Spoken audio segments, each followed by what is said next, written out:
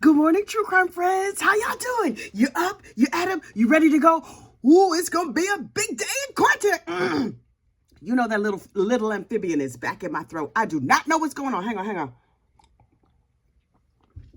A wee 32 ounces of coffee to get the day started off right. That's the way you're supposed to start the day. Look, yesterday in court, the state of Michigan versus Jennifer Crumbley. Jennifer took the stand. Ooh, somehow I didn't think she would, but Jennifer took the stand. And this is what we need to know. Number one, she did a really good job. I had not expected that. Plot twist. Jennifer Crumbley on the stand did a really, really good job. I prejudged this case because, let's be truthful, I prejudge all of them because I'm not on the jury. I can prejudge them if I want to. I listen to the opening statements. I decide what happened. And then I let the attorneys sway me one way or the other, right? I've been on juries. I've been a jury foreperson even. Oh, one time I stood up in court and I read the verdict. Oh, it's thrilling. They were guilty. Anyway, only because the prosecution had the evidence. So anyway, back to Jennifer Crumbley. So she gets up there and I'm like, first of all, ma'am, you look a raggedy mess. Do they not, are brushes not, they don't have state issue brushes in Michigan? Why she look like, now listen, let's be abundantly clear. How she looks has zero effect on her guilt. But if you look like disheveled, whatever, it's like, I don't think it serves you well in court. And I'm trying to understand if her very brilliant lawyer, who was also annoying and maybe half chicken, I think she got chicken on her daddy's side of her family. I'm just, between me and you, don't tell her we found out. But she, Mama, Your Honor, Mama, I fully expect this heifer to lay an egg right there in court. So, but the chicken lawyer gets up there, and have you seen the video? There's a video of Shannon Smith in court, the lawyer, and she's brushing her hair, brushing it out, pulling it and whatever. And some people were like, she should have gone to the bathroom for that. I don't care if she went to the bathroom to brush her hair or not. You know what I care about? You couldn't give that to your client? You couldn't, I wouldn't loan my brush to nobody, especially not a lady in prison, because that's just saying, I would like to get lice. What's the easiest way for me to do that? Oh, let me just give my brush to this prisoner. So now that I think about it, but she could have brought a spare brush. She could have brought one of her Earl brushes, because you could tell Shannon Smith spends money on that hair, because child, that hair is divine. But she got up there and she questioned Shannon Smith, the lawyer, questioned Jennifer Crumbley, and she walked her through this situation step by step, point by point. And she did the thing that I didn't think she could do, and that is that she humanized Jennifer Crumbley. Now, do I think she was a no-account mama? Was her attention and her focus on all of the wrong things? 100%, absolutely. And so I'm thinking, the chicken lawyer, Shannon Smith, I think she's crazy like a fox. You know what? She's like, I'm just so disheveled, I can't. And some of that whining, I think that's just her personality. But some of it, I suspect, may be put on so the people kind of don't take her seriously, and then she goes in for the kill. And I'm like, oh, that amphibian. Hang on. Y'all know I'm just getting over RSV. I'm like, it was like several weeks ago, but still. Anyway, I have a little bit of a lingering cough.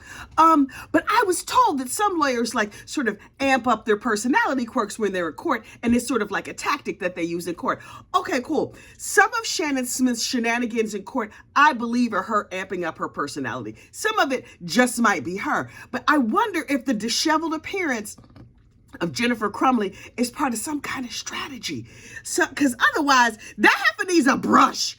Jennifer, them little tendrils of hair, and it's all kind of everywhere, and her glasses are down, and she looks a little frumpy. Not just like the way she carries herself. Something about the way Jennifer Crumbley carries herself, she looks like just this side of home. Like she looks like a little, I'm hapless, I don't know, blah, blah, blah. But if you see her in the police videos, the hair is done, the good highlights, the nails, she's pulled together, she's a lot thinner. And this is not about her weight, because you can be gorgeous at any weight. See also my fat body. But anyway, and I'm just like, I'm really, really, really starting to wonder if this is strategy. Okay, Shannon Smith, we see you. We're going to see what you balk about today in court, because Lord knows you're going to be balking about something. Have you noticed that every morning when she comes into court, she says, Your Honor, and then she got something to say. And I'm like, there's no jury there. Now, there are cameras, and maybe that's part of what she's doing. But I'm like, She still irks me, even though I have now figured out that it's an act. I think it's an act. I suspect it's an act. I feel that in my spirit, that some of all of that, what she's doing, I feel like some of that is an act. But we're just going to go with it because we're going to see what happens. But what she did is she humanized Jennifer Crumbley. And let me tell you why I say that. And maybe it's a popular opinion. Maybe it's an unpopular opinion. If you know me at all, I don't care what other people think. I'm just gonna get up here and tell you what I think, and if that works for you, great, and if it's not, thank you, have a nice day, thank you for stopping by. Please hit like and subscribe on your way out the door. Here's the thing. Jennifer Crumbley seemed to me to be really focused on the things that matter to her. Oh my goodness, hang on.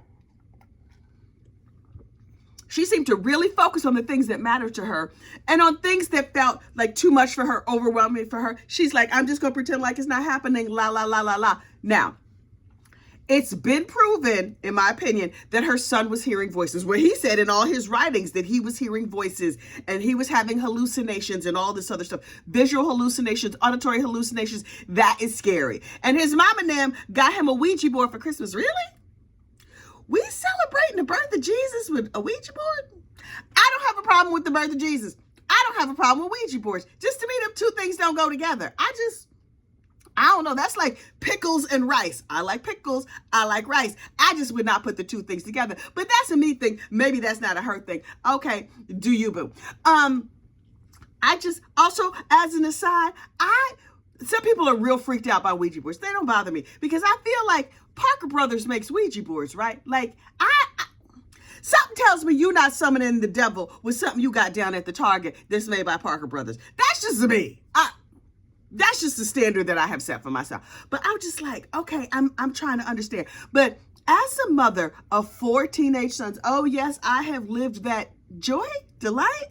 I'm not sure how to classify raising teenage boys. It includes a lot of them peeing on things. I tell you that much. You're gonna need a big bottle of that Clorox pee killer. I have it in a gallon jug. Anyway, it's a lot of stuff that you're like, oh, I never really expected that. I did not see that coming. Boys are something else. Now, I never raised a girl, so I don't know. I have 2 granddaughters, but in terms of raising sons, well, I know a little something about that, and a little something about raising teenage boys, child.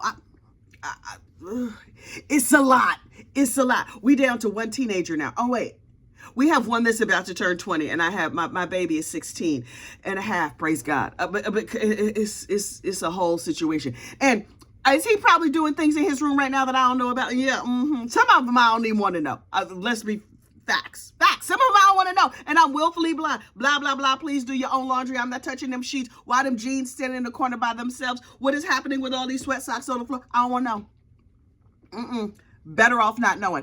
But I'd like to think that I'm close enough to my child that if he, like, as a mother, I'm highly, like, tuned into my son. So if anything's going on, I'm like, what's that? What's happening? Blah, blah, blah. And maybe I'm, like, hovering. I don't know how he experiences it. How I experience it is I'm being a good mother. But there's a couple things that Jennifer was up to that we know took her focus. She had her eye off the ball, right? The affair that has been proven in court. There may be other affairs. The prosecutor alluded to like multiple affairs.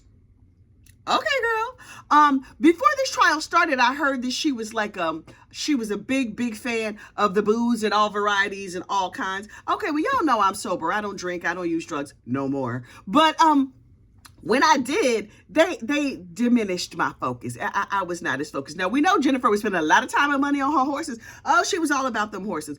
Okay, cool. Enjoy your pets. I spend a lot of time and effort on my dogs. But you know what I also do? I divide my time between my dogs and my kids and whatever else. Maybe she wasn't that good at juggling. The thing that really struck me the most, the thing that gave me the greatest amount of pause, and I don't know if other people noticed this, the 2 rooms. The 2 rooms blew my mind. In my opinion, yes, this entire case this entire testimony yesterday humanized Jennifer Crumbley. But to me, the 2 rooms is where she lost me. She lost me entirely. Now, if you don't know about the 2 rooms, this is the story. Ethan Crumbley, her son, the shooter, had 2 bedrooms. Hang on. Ethan was 15 years old. They had like a multiple bedroom house, right? They had at least one guest room. So Ethan is living in his bedroom and the room gets to be a mess. Yeah, I know a little something about that. The rule in my house is if the mess starts to come out the door, you got to go clean it up. So Jennifer said, so I would clean his room. Okay. And so she said at one point the mess got to be so bad, she told him, just sleep in the guest room and I'll clean your first room. So what this demonstrates to me is a level of permissiveness in a parent that I'm not comfortable with. Number one, he's 15 years old. How come he can't clean his own room? And look, the rule in my house is, oh, it's not clean enough. You go back. Nope, you're not done. I peek my head in there. I still can't open that door. We can't find things. Nope, you're not done. Go back. You can live in that room for the next 100 years as far as I'm concerned. Here's a whole sleeve of garbage bags. Do what you got to do, boo-boo. Sort things out, throw things away, whatever. Take responsibility for your room. But it just piled up and piled up and piled up and piled up. Instead of being like, I'm going to make him go in there and clean it because clearly he ain't got nothing but free time. He just, all that stuff tickling his brain. Maybe it could have helped him. It might have been some form of therapy, although I understand how mental illness works, so probably not. But anyway, she could have just sent him in there and made him stay in there till the room was clean. And then mama or daddy, what was daddy doing? All this on mama? Where was daddy? Okay, whatever. He was down at the gun store shopping. Anyway, she could have just sent him back and sent him back and sent him back to keep cleaning that room until it was done. So what happened was the room gets so dirty, they ask him to sleep in the guest room. Okay, fine. So he's sleeping in the guest room and then that room fills up as well. And she still hasn't dealt with it. Huh?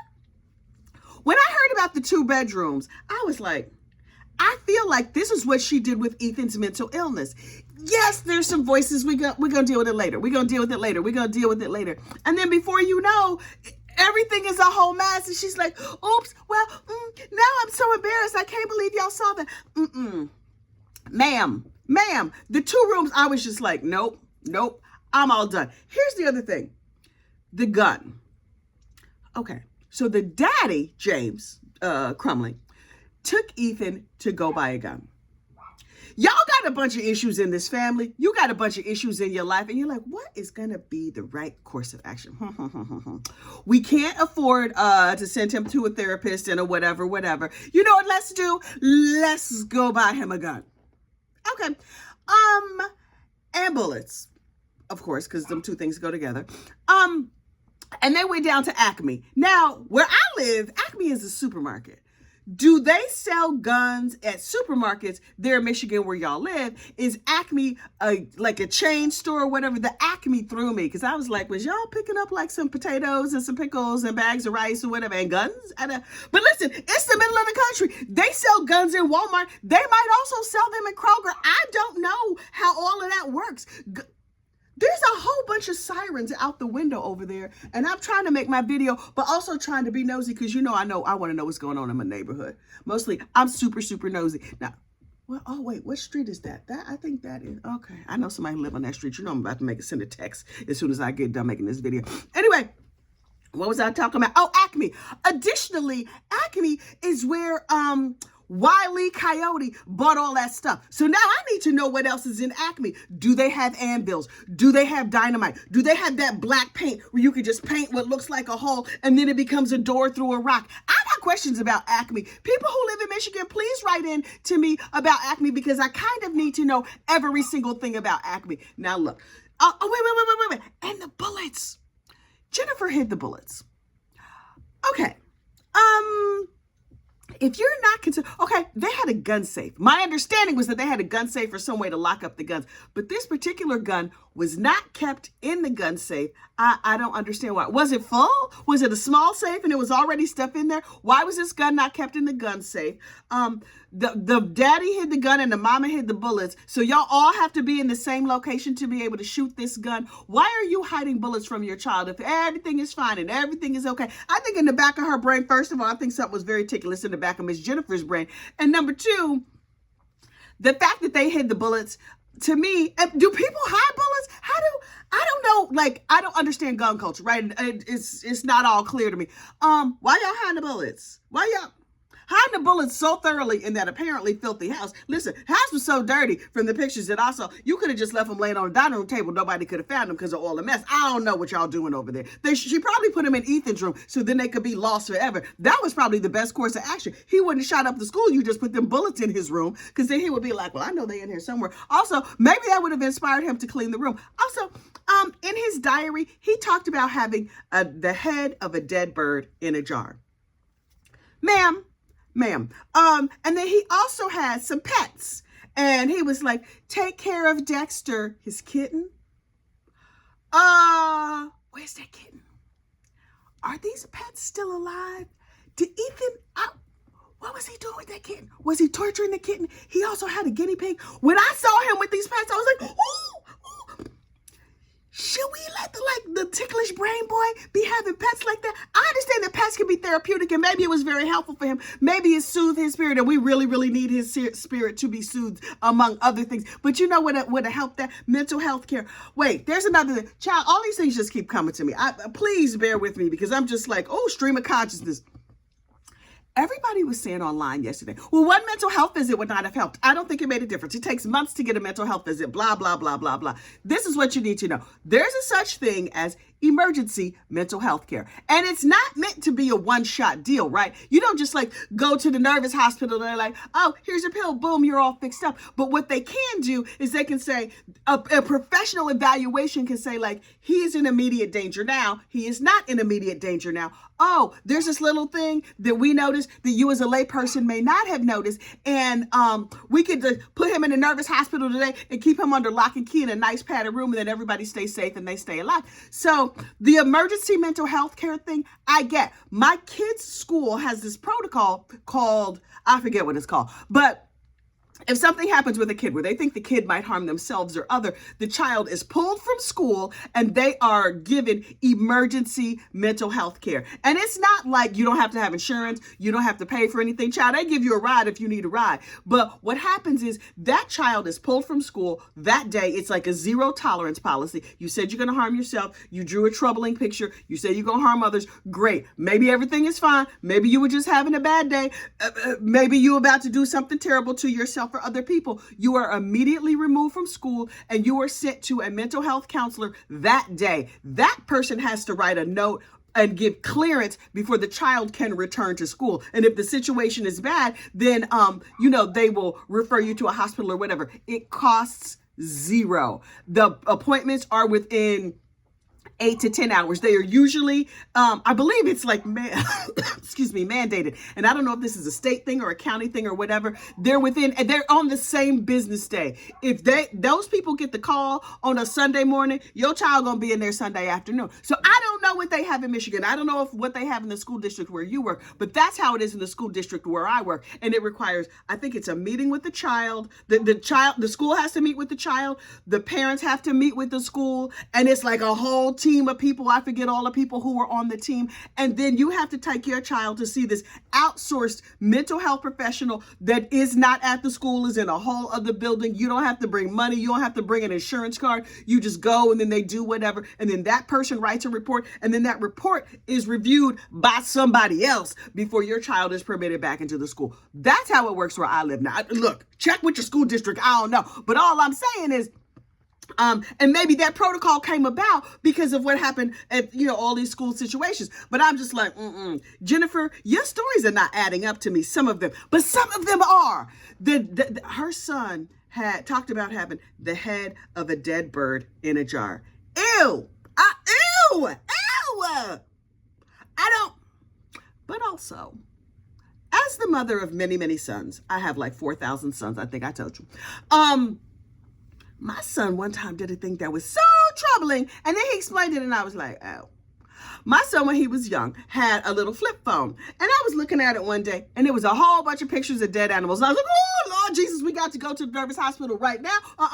Then I was like, okay, Kathy, calm down. You got to maybe ask a question, not a leading question. Ask an open-ended question, and let this child, who might be having a little something happening, he gonna need to explain this to me. So I was like, baby, what are these pictures? And he was like, oh, I keep seeing squirrels that got hit by cars. It's disgusting, and I would have freaked my friends out with it. That made perfect sense. That is a reasonable explanation for and I was like, also, don't do that. Don't do that. And then another time, I found a bunch of pictures of poop in his phone on the ground, and I was like, oh my God, my child is going around pooping on the ground and taking pictures of it. Oh my God.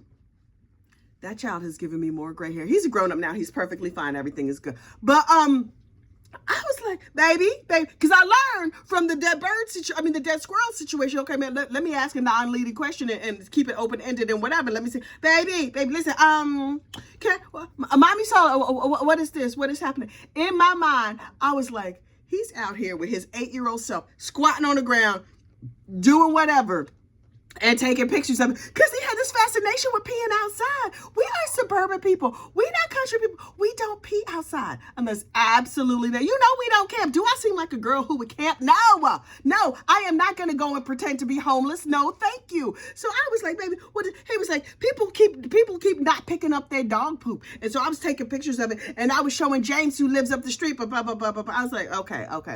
This is not you. He was like, ew. Why would I poop on the ground? I was like, why would you take pictures of poop on the ground? How am I supposed to know? It was my first child. I was trying to figure some things out. Ironically, the other ones did not have pictures of dead birds in their phones, did not poop on the ground. Okay.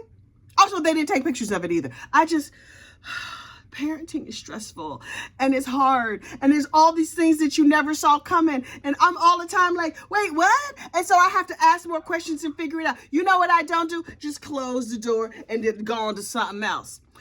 Them buying that gun down at the Acme when they was busy getting like fresh fruit and potatoes and whatever else and anvils, they should have asked more questions, open-ended questions. But you know what? It's easy for me to say that because I'm not drunk riding my horse and I'm not keeping up 12 affairs and trying to keep a job. So I don't know. Also, Jennifer, during the time that she's been in prison, now listen, I had not realized it's been 2 years since she's seen her son, 2 years since she's seen her spoken to her husband.